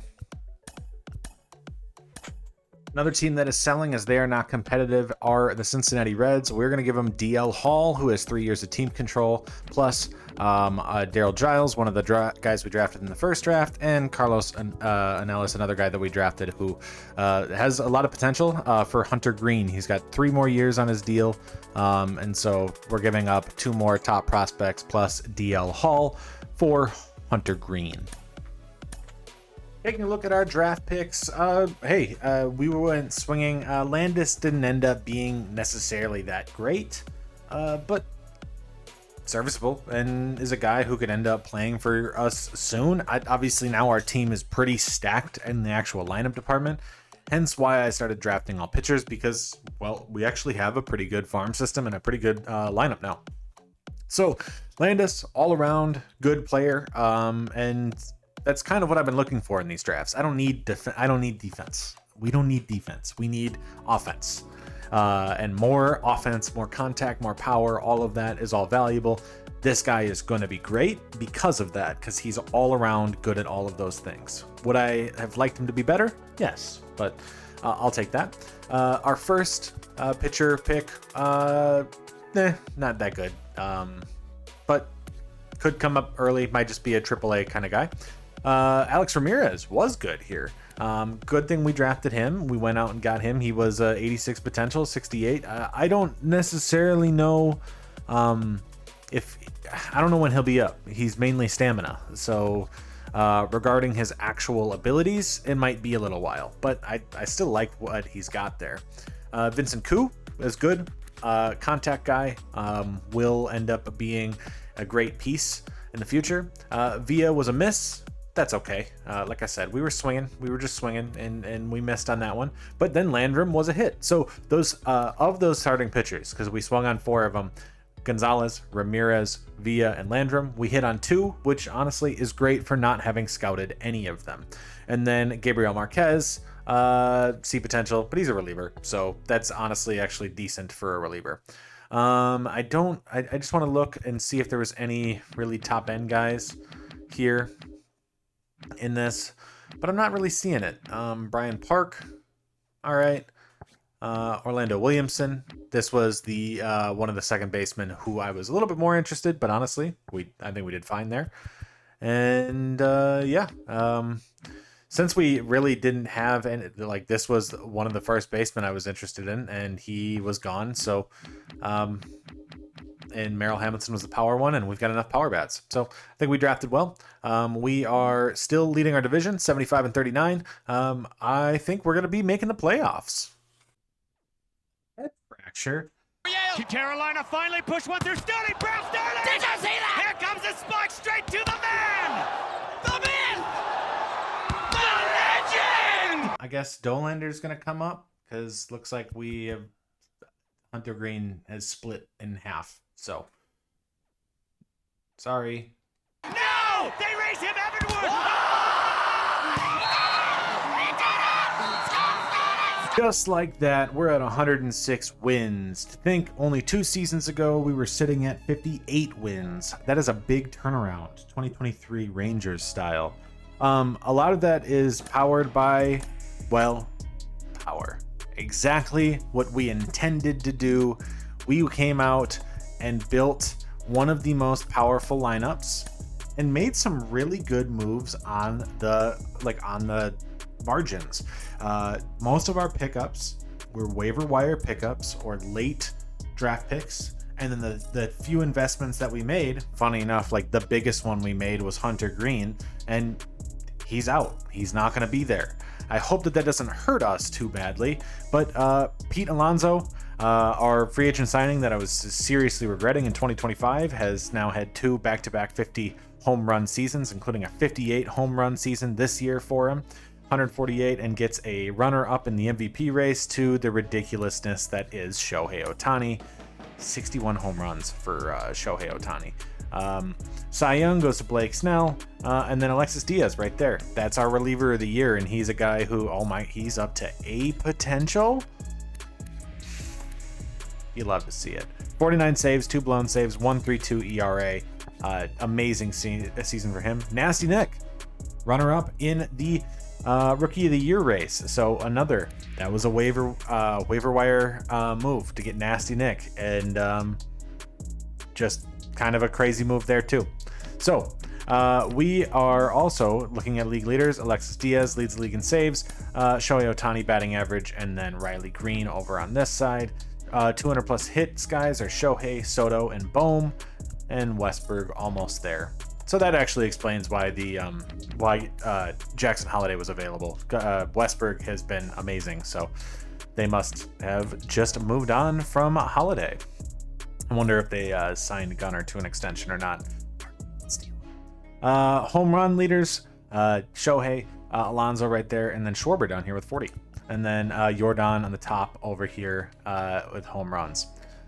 Saves, so 51 saves from Munoz on this side, 49 for us with Diaz. ERA leaders are Freddie Peralta and Dustin May, with finally Pablo Lopez no longer dominating that stat. But what we really need to look at is this team. Actually, first I want to show you the team rankings. Batting average, number 1. Runs, number 1. Hits, number 1. Home runs, number 1 by a mile. RBIs, number 1 by 1. And like when we actually get to the things, slugging percentage, number 1. On base, a little bit lower, we're 4th. Total bases, number 1, which I would think would put our OPS at number 1. I don't know if that has that here. It does not. But basically, we were the best offensive team almost like ever this year, and that's even with the Dodgers being right behind us. Taking a look at our pitching rotation, let's look at the AAA. They sent the CPU was sending Senzatella down despite the fact that I have full control, and I was getting really annoyed. So Senzatella did not get as many innings as he should have, and got a 4.8 ERA. Chase Hampton got sent down 5.33. He got lit up in the last part of the season when he was in the starting position that Senzatella was supposed to be in. Jalen Beeks got sent down 3.89. Shouldn't have been, and we brought in Chivilli up, and he was not very good. Major leagues, Nate Pearson, great move for us. 2.57 ERA for him. What? Like, this was, I mean, 1.42. That's not bad, but I didn't sign him. The CPU just signed him. So I must be doing something wrong. If you guys know what I'm doing wrong and you are watching and you're like, yeah, you have a problem with like minor league pitchers, let me know.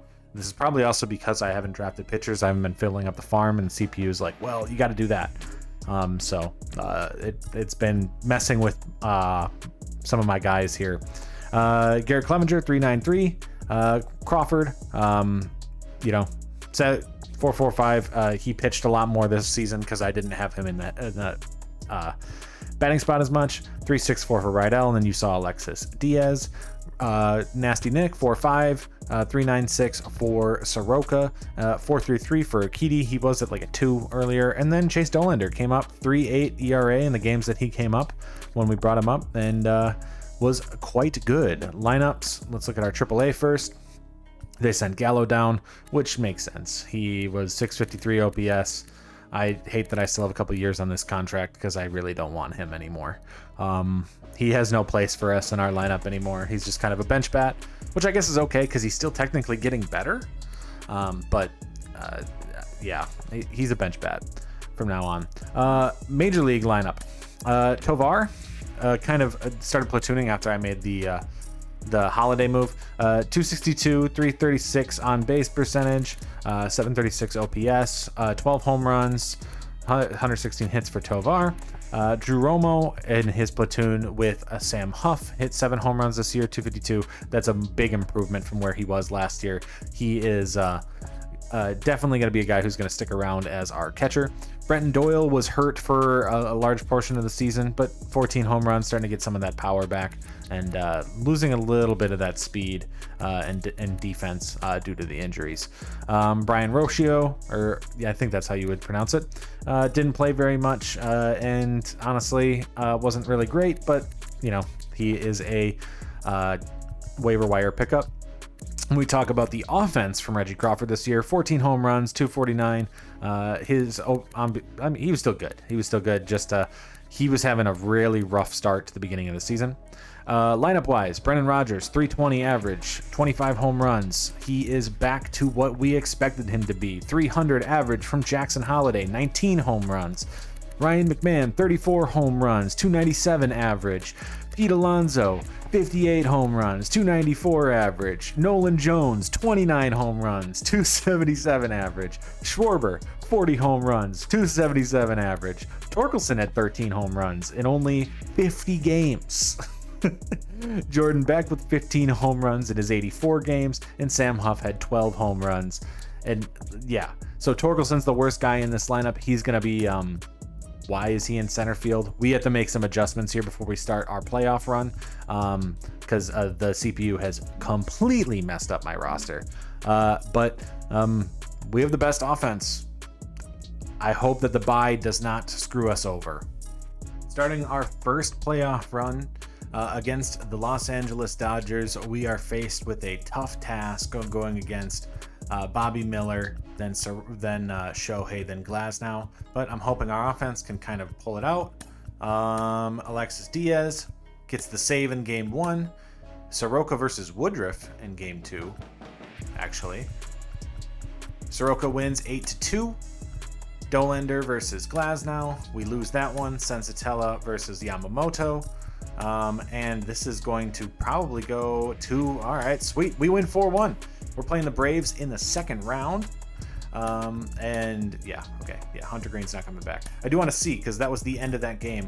Did that go into extras? In the 13th inning, actually. We get there in the 13th with 3 runs coming at the end of that game, giving Richie Crawford the win and save there. I don't think those are probably all singles based on the RBIs, so just kind of a nice run in the 13th and extras against the Dodgers. Okay, so I think what we're going to do, rotation-wise, is Dollander got lit up. It says Urquidy plays next. So we are going to go like this and put Dollander there, so Dollander will not pitch in this series. We are going to go Jose Urquidy versus Spencer Strider.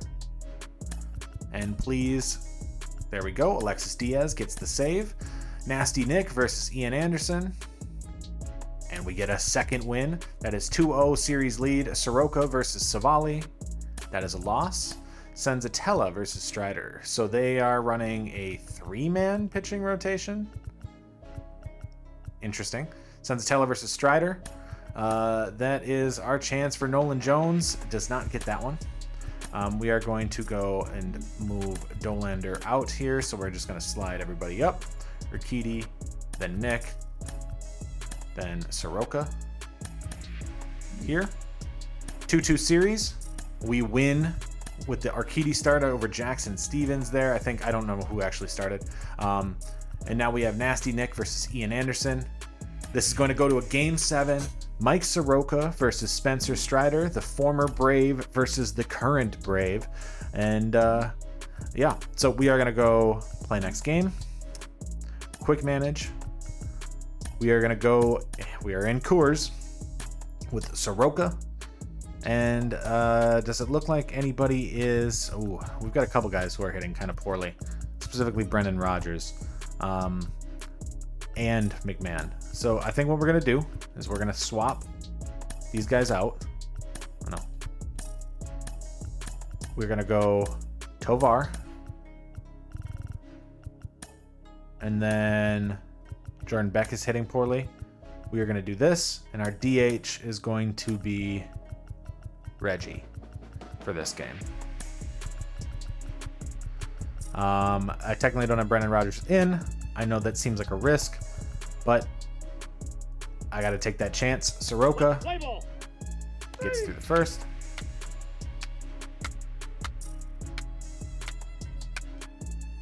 Three. Okay. First base. That is one lineup of the rotation for Soroka to get through. Home run for Ezequiel Tovar. Great adjustment to put him into the game. That gives us a 1-0 lead. Single for Alonso. Nolan Jones flies out.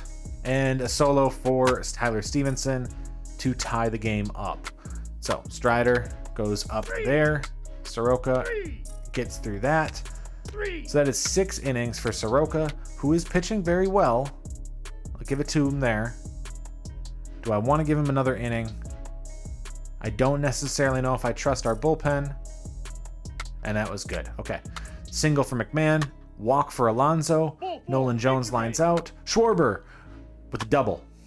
That brings in John King. A single from Brenton Doyle. With 1 out, I'm going to sack fly with Reggie Crawford. That gives us a 3-run lead. We are going to make a pitching change. We're going to go to Jalen Beeks. Righty, lefty, lefty. Yep. Jalen Beeks with an error. Fly out, walk, Acuna. All right, and we're going to put in Rydell. He gives up 1 run, sack fly, and a ground out. So, did not necessarily go as we would like to, thanks to the error there by John King, but that brings in Alexis Diaz. Gives up a single, strikeout, walk, man on first and second, strikeout, Jared Kelenic, 2 outs, top of the 9th, and a strikeout, and we are going on to the World Series in our first playoff run, thanks to a save from Alexis Diaz and a fantastic outing for Mike Soroka. All right, so let's look at our rotation. How do we want to do this? Right now, it currently has it lined up for it to be Dollander. So, pitching rotation, we want Dollander not to start. We are going to go Urquidy, Nick, then Soroka, then Senzatella. I don't want Dollander to pitch. If I do, I actually want him there. So we are going to do this. And how does that affect my matchups here? Nick, Soroka, Senzatella. So we actually want Urquidy. So wherever Nick is right now is where we want Urquidy. We'll go Soroka there, and Senzatella will be at the bottom. And hopefully this will put us in a good position here as we now have the Tampa Bay Rays. Let's go take a look at their lineup. Tampa Bay Rays have Josh Lowe, Palacios, Paredes, Ryan O'Hearn. They brought in Marcus Semien. I wonder if that's that must have been a trade for them then. Randy Rosarena still here, so it looks pretty much like an actual Tampa Bay Rays roster. They also have Alejandro Kirk here on the bench for their pitching rotation. They have McClanahan, so it's them. It's their team plus this Colin Holderman trade that I did see them make at the trade deadline. So that's because they were making their run. So game 1. Jose Urquidy versus Shane McClanahan. That is a loss. Nasty Nick versus Ryan Pepio. This is going to be a loss. Down 0-2. Soroka versus Eflin. We would need a good game there, but that is a 3-0 lead for the Rays. Senzatella comes in, and we have been defeated, getting swept by the Rays. But hey, we made it to the World Series in our first playoff run. The only thing that sucks is historically now, the Colorado Rockies are 0-8 in the World Series. Isaac Paredes wins the World Series MVP. Schwarber on our side. On their side, it's Paredes. So this formula worked. It has worked. I'm going to make one more attempt. I don't want to go to 2030 like I normally do. We didn't win this one. We are going to make one more attempt with this roster to try to run this back because I do think we have a shot. And I'm going to see what we can do in the offseason to make it worth it. We lost Ryan McMahon in free agency, so in order to kind of take advantage of this, we are going to go offer a really kind of, we're going to give him a big deal. We're going to offer for Rafael Devers, Joey Gallo, and Ezekiel Tovar, who with Jackson Holiday, Brendan Rodgers, and some of our young guys, we don't really need anymore, and I want Devers. Cole Carrick has been surplus depth for us, so we're going to move him along with Joe Barlow for a reliever from the Royals. Going into 2028, and like I said, this is going to be our last season because I do believe we actually proved that you can do this with power only. We are now going to attempt to run it back. Otherwise, I'm just going to be sitting here just repeating this over and over and over again, doing the same thing with multiple players. I think we have our chance this year. We made one move here with Lance Montenegro as a trade for a bunch of pieces from Kansas City. And Chivilli's going to come up this year in the bullpen. I might move him down for one of the starters if I'm not feeling him at some point. For some reason, Mitch Keller was available in the Rule 5 draft, so now he's part of our rotation. I actually should adjust this because you want Hunter Green on the top. So Hunter Green, Mitch Keller, Jose Urquidy, Soroka, and Nasty Nick. So if you think about it, this is a Rule 5 pickup, last day free agent, and then one of our trade pieces. Trade piece, last day free agent, part of the system, waiver wire pickup.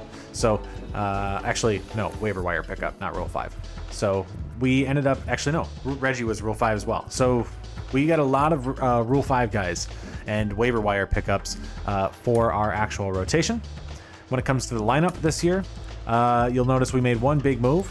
Brought in William Contreras. I actually wanted to bring in Adley Rutschman, but I got outbid by Tampa Bay, so I'm hoping for a rematch to see Tampa Bay in the World Series again here. I also traded away, I traded away Tovar, but I got JP Crawford on an extremely cheap deal at the very end of free agency. Signed him in February. He was still available, so he's kind of our Tovar replacement, technically, on the bench, while we still have Rocchio as well. Then I also went out and signed Stephen Kwan. I needed a leadoff hitter, somebody who just gets on base a little bit more than what we had before, with Brendan Rodgers and everybody else kind of in the top of that lineup. I also know that Schwarber has the potential to kind of fall off this season, so I have Schwarber there, but we also can get power elsewhere. And then Rafael Devers being the other big pickup here, bringing him in from Boston, which I just felt like we needed a replacement for Ryan McMahon.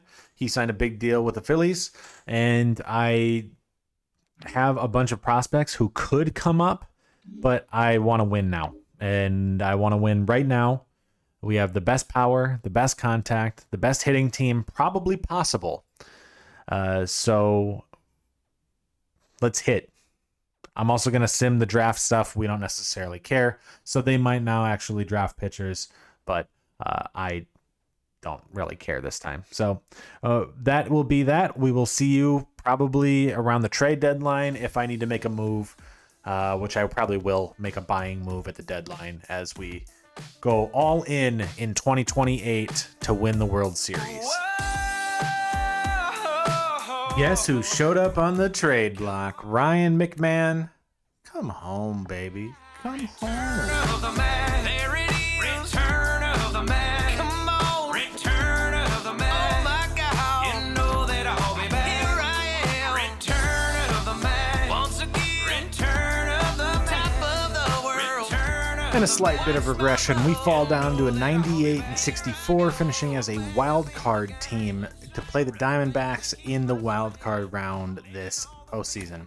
So one of the reasons for that is I think from across the board, everybody kind of regressed down to the mean. We had a pretty much the best possible performance from every single player last year, which is why we won as many games as we did. But I'm hoping that this year it won't make, Michael Busch MVP. Okay. I'm hoping that this year it won't make as much of a difference as Michael Busch wins the MVP on that side, Aaron Judge on this side, Shane McClanahan on the Cardinals wins the Cy Young, with Pepio winning it on the AL side. Jackson Holliday third in our batting title.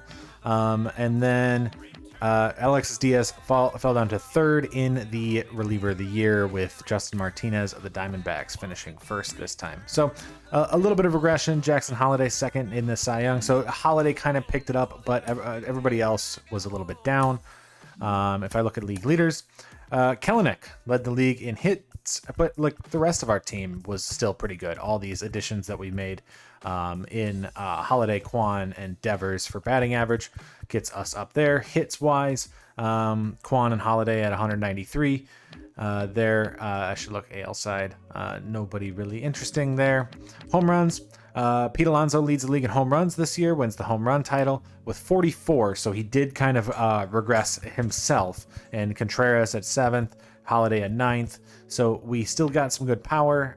Judge down to 41 there. Luis Urias? Really? Okay. Saves as normal. Justin Martinez leads the league in saves. Andres Munoz over on the Dodgers now Phil Bickford leads over here with Fairbanks for the Rays. The Rays are the kind of team that I'm concerned about. 250 strikeouts for Strider. They're also a wild card team this year, so not necessarily as big of a threat. So surprisingly, Boston is the 1 seed, so the Devers trade must have helped them out.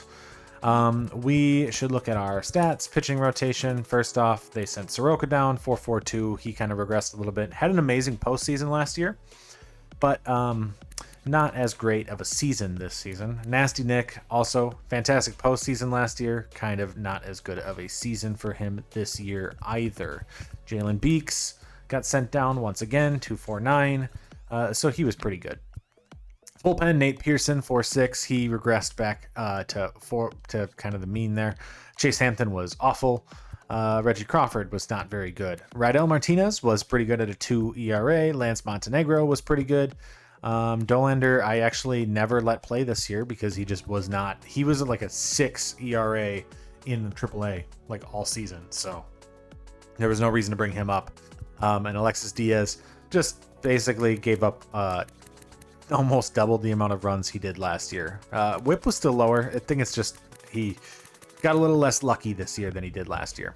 Hunter Green, 5 ERA, 1.74 whip. Just not a good season for Hunter Green. Urquidy with a 3.66, so he's still been really good for us. Mitch Keller, our Rule 5 pickup, was a 4.5. And Rincon I brought up this year, and he pitched to a 3.38 ERA. He was very good, actually, so he's kind of the first guy from our team to actually be called up and play very well. Who all got sent down here? Schwarber did. He lost his spot in the lineup. He was not hitting well, and we just have so many guys that he didn't really have a spot. Torkelson got sent down, 207. He did not have a good year either. So we had a couple guys there that just did not perform very well. On our major league side, 232 from Sam Huff, 281 from Brenton Doyle, kind of the defensive outfielder, but he regressed across the board, just did not have a very good year at any point, which it sucks to see because I don't think he should have regressed as hard as he did. Brian Rocio did improve, 281, so he's got a good spot there. And then, I traded JP Crawford. Reggie Crawford, 9 home runs, 259 average, so not bad. Actual lineup. Stephen Kwan, 332 with 322 with 20 home runs. Devers, 24 home runs at a 308 average. Nolan Jones, 277 average, 24 home runs, 44 home runs. He dropped down to 256 though, so he might have had more of a fluke year last year where he played really, really well. But it's still better than it was in 2025, and it's honestly on the pace of what he had been doing the last several seasons in New York. So not bad, just not MVP level. 300 average from our catcher, William Contreras. This is why I picked him up. I just figured that a catcher with his value would be so important to have. Jordan Beck took the spot from Reggie this year because he was just consistent. Hit 300 all year. Was very good. Jackson Holiday also had that many hits, hitting this low in the batting order all season. 323 average. I probably should have moved him up, honestly. Hitting 193 hits, 35 home runs. Brendan Rodgers had a down year, hitting 249, 12 home runs. So this was a poor year for Brendan Rodgers. And then McMahon, we traded to get back halfway through the season. He's hitting 260, 14 home runs. He did not do as well when he was outside of Coors. So I'm going to make our roster adjustments, and then we are going to go and try to kind of redeem ourselves and beat Arizona, beat the Dodgers, beat the Braves or whatever, and then go. Maybe we'll play Tampa again. So let me fix our lineup, and then we will do just that. So start off our run from the wild card. We're going to go Urquidy, Rincon, then Soroka. Urquidy versus Burns gives us a 12-0 loss. Rincon versus Fat gives us a 3-1 win. And Soroka versus Espino gives us a 4-3 win. That gives us at least a good start to go play the Dodgers, where we are going to go. I don't think I want Mitch Keller going. I think I'd rather have it be Green, Urquidy. Urquidy did get lit up. You know what? No, we're just going to keep it as is. And we are going to go Green versus Ohtani. That will give us a 3-2 loss. Keller versus Miller will give us a 3-2 loss. Urquidy versus Yamamoto will give us an 8-0 win. Rincon versus Shohei. Yep, I want it. And this is going to lead to a Game 5 where we are going to have Soroka versus Miller. I think this isn't the ALCS, it's the ALDS, so we are just going to go for it and sim. And hopefully Devers can hit a walk-off. There we go. We are going to play the Dodgers in the next round. I want to stop simulating because I want to see what happened there. We scored 3. It wasn't a walk-off, but we scored 3 there with Jackson Holliday hitting 2 home runs and 2 doubles in this game to take a 10-8 lead. Okay, so let me take 1 second. We're going to go back into our rotation. We have Hunter Green versus Spencer Strider and Mitch Keller versus Ian Anderson. I think that's all right. I think that's good. I think we can get our revenge on them. So let me make sure our lineups are good.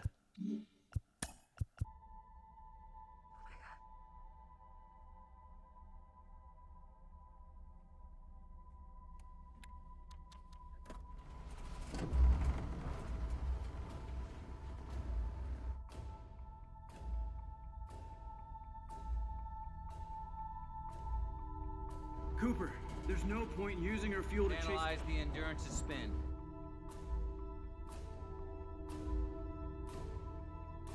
Cooper, what are you doing? Docking.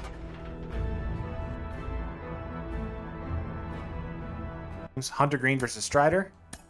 That's a 2-9 loss. Keller versus Anderson. We get a 9-6 win there. Okay, so it's 1-1. Urquidy versus King. 6-2 win.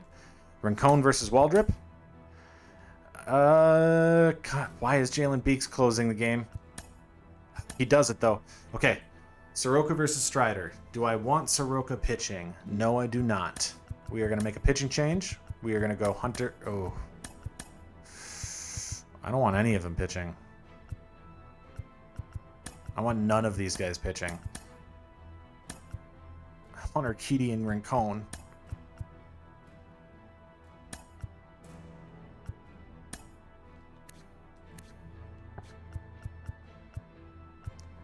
All right, I want Mitch Keller to pitch. He might have just pitched, but Mitch Keller versus Spencer Strider loses that game. Hunter Green versus Ian Anderson. Nolan Jones. We are up 10-6 in the top of the 9th. We have won the NLCS. We are going to be taking on the Royals. Would I like to stop simulating? Yes, only because I need to adjust my pitching rotation. So we have the Royals. This is our back-to-back. The Royals in 2014 and 2015 went to back-to-back World Series. We are now going to back-to-back World Series. And in that, the goal is we are going to win the second one, just like the Royals did back in 2015. So pitching rotation. I think it said Soroka is the first pitcher to go. So we are going to make a quick adjustment. I want it to be Urquidy. So we're going to go Soroka at the bottom. We want Urquidy here, Rincon here, Keller. No. You know what? Soroka can go then. All right. What is the Royals roster? What are we facing in this World Series? Lineups, my bad. Pitching rotation for the Royals. Reagans, Lynch, Wright, must be a draft pick, and Quinn Priester, with James MacArthur in the bullpen. Joe Barlow here to haunt me, maybe, hopefully not. In their lineups, we'll have Nico Horner, Diego Hernandez. This is a young team. This is a really young team. Bobby Witt is hitting 53. 53? Okay. How did they get here? I don't know. Okay, Rakiti versus Cole Reagans. We are down 2-1, and we lose game 1. Rincon versus Lynch. Come on, Rincon. We are down by 1. Oh, we win that one. Okay. All right, 1-1 series. I'm going to have to pitch Soroka, I guess, against Kyle Wright. Soroka gets a shutout. Soroka pitches a shutout. Why did I doubt him? 2-1 series lead. Hunter Green versus Reagans. No. We are going to go back to Rakiti, then Rincon, then Soroka. I trust neither of you. All right. Rakiti versus Reagans. Okay, we are up 2. We win that one. 3-1 series. They gave that to Rakiti. Rincon versus Kudrina, whatever. We are going to quick manage.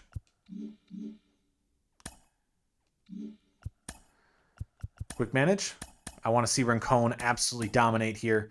Luis Rincon, our random third round pick pitcher that we drafted.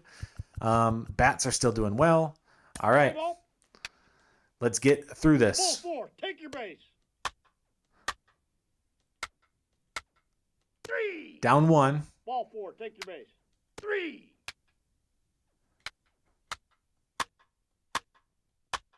Okay. He gets through that. 3. Quan, Take your Devers base, ball walks. All right. We still are being no hit right now. Solo home run for Pasquantino. All right. Solo home run for Alonso. All right. Down 1. Single. Holiday's on first. Fielder's choice. Now Beck's on first. Okay. Still a 2-1 game He's safe. against this odd team. 3. That hit him. Hit by He's got pitch. first. Nolan 3. Jones strikes out. All right. Alonso fly out. Contreras fly out. Come on, guys. Single for Cross. And 2-run home run. Come on, Rincon. 3. We're going to make a pitching change and go to Nate Pearson, That hit him. First base. Number 30. 3. who gets through that. Okay, down by 3. Quan. For the Royals. Solo home run. Number 30. Single for Devers. Fly out. Fly out. Single. We've got 2 men on. Jackson Holiday strikes out. 3. Down 2 in the 9th. Now pitching for the Royals. Beck grounds out. Rogers grounds out. McMahon grounds out. All right. Arthur. So, 3-2. We're still in this. We are going to simulate to this. Advance the day. Play the next game. Quick manage. We will go Soroka. What's the play ball? Soroka gets Ball to the 4, first. take your base. 3. Triple from Pete Alonso. Okay. Single. That gives us a 3-0 lead. Why did I ever doubt you, Soroka? 3. I should never doubt you. You're a playoff goat. Ball 4, take your base.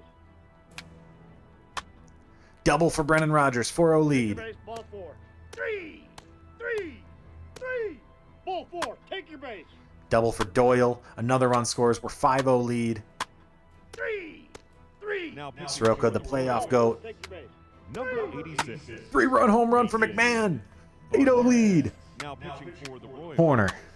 Okay. Number 47. Soroka. Still 6 shutout innings. Another. Okay, we're up 10-0. 3. I'm going to make a pitching change. We are going to go Rydell, Now pitching for the Rockies. Number 92. who gets through that. 3. Top of the 8th. He should be able to get through this too. 3. He does. Now pitching for Kansas Ball City. 4, take your base. Number 64. Steven. 13-0 in Game 6 of the World Series. Now pitching for the Royals. All right, we are going to make a pitching change. We will go to Alexis Diaz. We will pitch the first one, pitch the second one, and enter the game. And we will watch as the Colorado Rockies get their opportunity, up 13-0.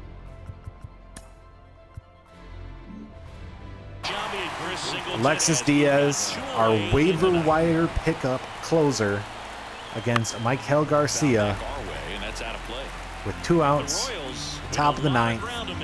Here in Game 6.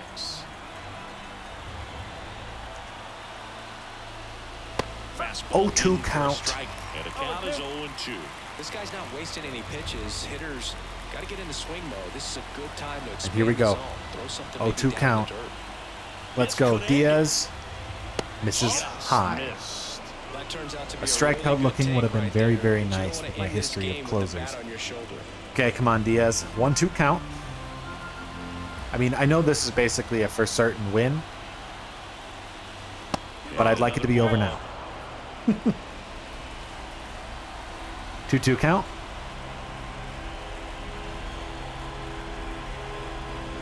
And strikes out swinging.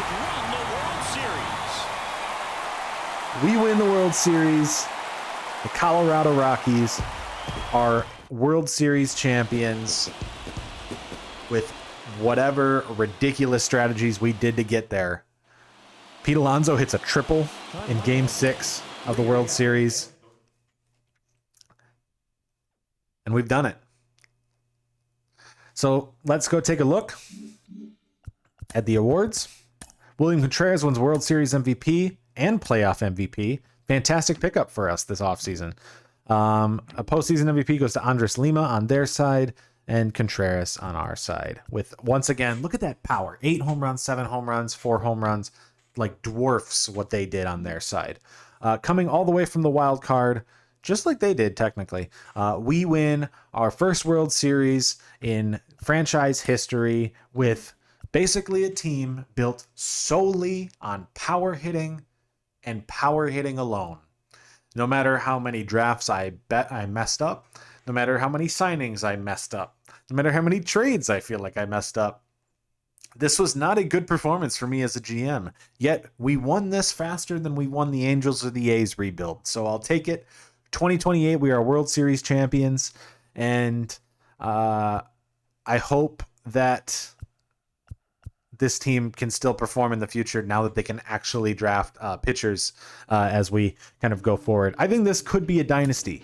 Considering the fact that almost not a single player that we drafted made it to the majors within time before we played with them, besides Rincon, who was phenomenal for us in his rookie season. I mean, this went way better than I could have expected. So the first 2 years were miserable, and the last 2 years were happy, I guess. And there was a middle year. This was 5 years. Okay, sorry, I lost track of how many years it is. Sometimes I forget to include 2024 in the math. Anyways, so thank you very much for watching this. This was once again voted by you guys on polls. So there will be another poll after this video drops to let you pick the next team that we are going to rebuild. Let's hopefully move a little bit way out of the West and try some other teams here. In addition, I just want to thank everybody for liking, for subscribing as of late. My channel is doing a lot better than I could have ever really expected, and I have to say I love you for all of that. So thank you very much, and I hope you enjoyed our Colorado Rockies Coors Field power rebuild. Adios.